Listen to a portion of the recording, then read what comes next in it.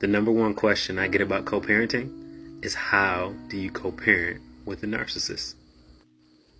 And a lot of times you'll hear this answer, well, you can't co-parent with a narcissist because a narcissist doesn't co-parent, they counter-parent. And this is true. But what do you do with that information?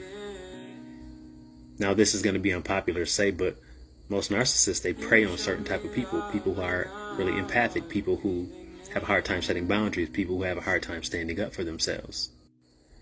And logically, we all know that there are only a certain amount of things that are within our control, and how the narcissist chooses to act, parent, and behave is not one of them. Therefore, one of the first steps to co-parenting with a narcissist is you have to figure out why they chose you. Now, this is not victim blaming. This is an exercise in self-evaluation. What qualities do you have that a narcissist might prey on, and how are they not serving you?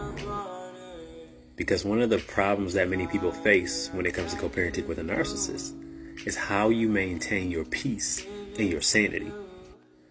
So if you know you have a hard time setting boundaries, the question is not, how do I get the narcissist to change and start to respect them? The question is, how do I get better at setting and holding my boundaries so it limits the narcissist's ability to disrupt my peace? And let me be very clear, any pain or harm that the narcissist inflicted upon you is not your fault. However, it is always our responsibility to evaluate ourselves and figure out, what do I need to work on that can help me better manage my relationships in the future? Look, I know it's easier said than done, but it's one of the places you can start. All right, we don't control the storm. It's our job to make sure after the storm passes that our house is still standing.